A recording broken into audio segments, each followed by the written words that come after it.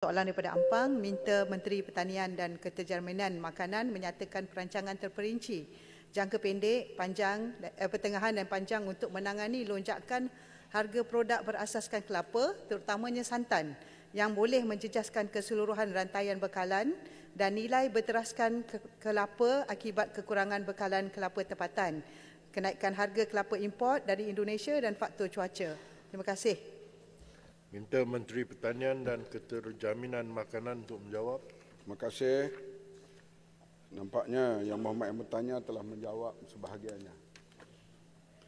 Kementerian Pertanian dan Keterjaminan Makanan sentiasa peka terhadap keperluan makanan negara, khususnya dalam memastikan pembangunan industri kelapa negara terus berkembang.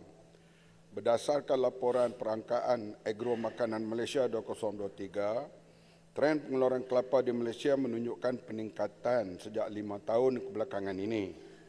Pada 2019, pengeluaran kelapa negara adalah sebanyak 536 juta biji dan telah meningkat kepada 623 biji pada tahun 2023. Walau bagaimanapun, jumlah ini masih belum mampu memenuhi keperluan negara, iaitu 1.3 bilion biji setahun atau 108 juta biji sebulan. Penggunaan per kapita kelapa juga meningkat daripada 22.7 kilogram per orang per tahun 2019 naik 2 kilo lagi, iaitu 2023 menjadi 24.90, menunjukkan permintaan yang semakin bertambah. Lonjakan harga produk berasaskan kelapa, terutamanya santan, ada disebabkan oleh beberapa faktor utama. Pertama, peningkatan harga kelapa di pasaran sejak November 2024 berpunca daripada kenaikan harga kelapa import dari Indonesia, berikutan kekurangan bekalan serta peningkatan ekspor kelapa Indonesia ke China. Harga kelapa import dari Indonesia pada Januari 2024 RM1.10 sebiji, meningkat kepada RM1.80 sebiji Oktober 2024 dan RM2.20 sebiji pada hari ini. Buat masa ini, negara bergantung 98% sumber import kelapa dari Indonesia. Kedua, berlakunya fenomena melawas, iaitu pertumbuhan pokok kelapa menjadi kurang produktif atau tidak optimal disebabkan gangguan dalam proses pencambahan atau penghasilan buah kelapa akibat perubahan cuaca yang ekstrim dan tidak menentu yang boleh mempengaruhi kesuburan serta penghasilan kelapa. Faktor cuaca seperti kemarau dan banjir juga memberi kesan kepada pengeluaran kelapa di ladang. Ketiga, tren petani tempatan yang lebih cenderung menjual kelapa muda berbanding kelapa tua turut menyumbang kepada bekalan yang tidak mencukupi untuk memprosesan santan. Kebanyakan penanam kelapa di negara ini memilih untuk menjual kelapa muda kerana harga lebih tinggi dan tempoh tuaiannya lebih singkat. Dalam menangani isu lonjakan harga produk berasaskan kelapa, terutama santan, KPM telah mengambil tindakan intervensi yang seimbang antara pengurusan bekalan, penyelidikan dan pembangunan serta sokongan kerajaan bagi jangka pendek, pertengahan dan jangka panjang. Tuan Speaker minta soalan ini masih panas sekarang ni, soal santan.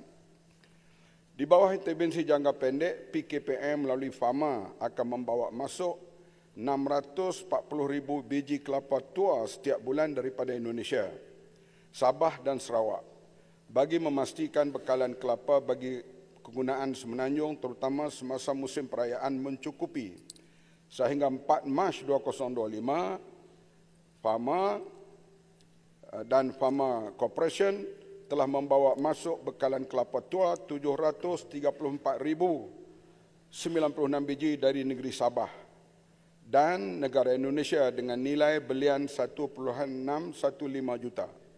Bekalan kelapa tua tersebut seterusnya diedar oleh 42 pusat operasi Fama ke pasaran melalui 509 buah outlet pemasaran Fama seperti Agro Bazar Kedai Rakyat, Agro Bazar Rakyat, Pasar Tani Kekal. Sebahagian bekalan turut diagihkan kepada 16 pemborong dan 202 orang usahawan santan di seluruh negara. Langkah ini akan membantu menstabilkan harga dan memastikan kelangsungan bekalan industri pemrosesan santan dan produk berasaskan kelapa. Di bawah intervensi jangka sederhana, KPKM melalui Jabatan Pertanian Malaysia melaksanakan pelbagai inisiatif bagi meningkatkan pengeluaran kelapa tempatan. Di bawah program pembangunan industri kelapa 2021-2025, dalam rancangan Malaysia ke-12, kerajaan telah menyediakan insentif kepada petani untuk meningkatkan pengeluaran kelapa melalui pertama, tanam semula, menggantikan pokok kelapa tua atau tidak produktif. Yang kedua, pemulihan pokok kelapa meningkatkan kecekapan dan produktiviti ladang sedia ada. Petani juga diberi bantuan dalam bentuk input pertanian seperti anak benih, baja, racun perosak serta infrastruktur asas ladang, termasuk penyediaan kawasan perparetan dan paletan kecil ladang. Di bawah intervensi jangka panjang, KPKM terus menggalakkan petani menanam varieti kelapa berhasil tinggi seperti kelapa matang, Malayan Red Dwarf, Malayan Yellow Dwarf dan kelapa pandan. Sejak 2021 hingga 2024, sebanyak 15 juta telah diperuntukkan untuk pembangunan industri kelapa, melibatkan 943 petani dengan kawasan penanaman baru seluas 1,870 hektar dan pemulihan kebun kelapa seluas 285 hektar. Sebanyak 1.2 juta anak benih kelapa berhasil tinggi telah dikeluarkan bagi menyokong projek membangunkan kelapa negara. Tambahan pula, pada tahun 2024, Jabatan Pertanian telah menerima peruntukan RM3 juta melalui projek pengukuhan pengeluaran benih kelapa di bawah projek keterjaminan makanan. Projek ini telah menghasilkan sebanyak 524,606 anak benih kelapa melalui kerjasama dengan agensi kerajaan yang berkaitan, JLC dan juga pihak swasta. Dengan pelaksanaan langkah-langkah ini, KPKM percaya isu lonjakan harga produk berasaskan kelapa, terutamanya santan, dapat dikawal dan seterusnya diperbaiki dalam jangka panjang melalui peningkatan pengeluaran domestik. Terima kasih. Terima kasih Yang Berhormat Menteri. Berikut Yang Berhormat Ampang, soalan tambahan. Terima kasih Yang Berhormat Menteri. Saya dapati baguslah banyak perancangan-perancangan yang ada. Bukan saja di sudut insentif, kita tengok ada juga program menangani masalah-masalah 3 perkara yang Menteri sebut tadi. Tapi saya bimbang sebab kita lihat trend santan terutamanya dalam masa 3 bulan saja. Contoh, ya, hujung tahun lepas harganya lebih kurang 8 hingga RM12 sekilo untuk santan segar. Tapi sekarang RM15 hingga RM20 sekilo. Jadi ini akan menyebabkan perkara yang bersangkutan. Jadi soalan saya, kalau kita masih bergantung sebanyak 90.8% sebagaimana yang Menteri jawab daripada import, terutama daripada Indonesia, jadi saya dapati ianya akan tidak menjamin, ya, produk itu daripada pengeluaran sendiri. Jadi apakah sebenarnya kerajaan kerajaan Malaysia ada perancangan untuk mengutamakan penanaman secara besar-besaran ataupun berkelompok ataupun mengumpulkan pengumpul kecil ataupun menggunakan tanah-tanah terbiar untuk kita kita jadikan dia sebagai pengumpulan di bawah satu agensi seperti Felda, Felkra dan Risda.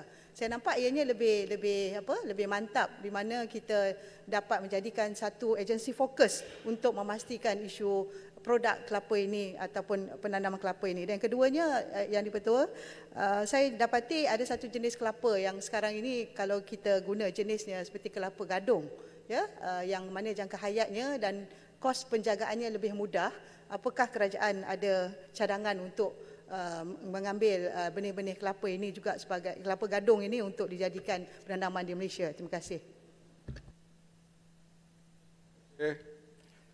Kelapa gadung memang para petani penanam kelapa memohon, tapi ianya di peringkat Mardi dan di peringkat membuat kajian dan akan dihebahkan kepada umum pada 2026. Itu benih yang baru.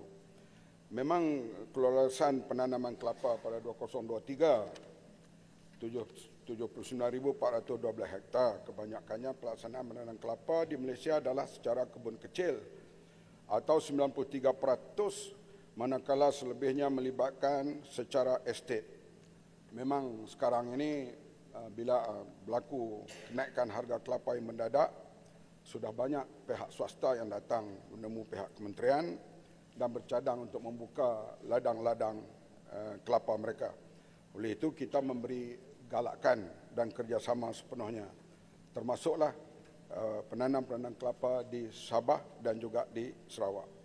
Bagi meningkatkan pengeluaran kelapa tempatan, kementerian tiada halangan dan menggalakkan pengeluaran kelapa dalam skala besar. Sebagai contoh di Sabah, pengeluaran kelapa skala besar dijalankan oleh PJ Nagus dengan keluasan 2,000 ekar dan akan ditambah 2,000 ekar lagi tahun 2026.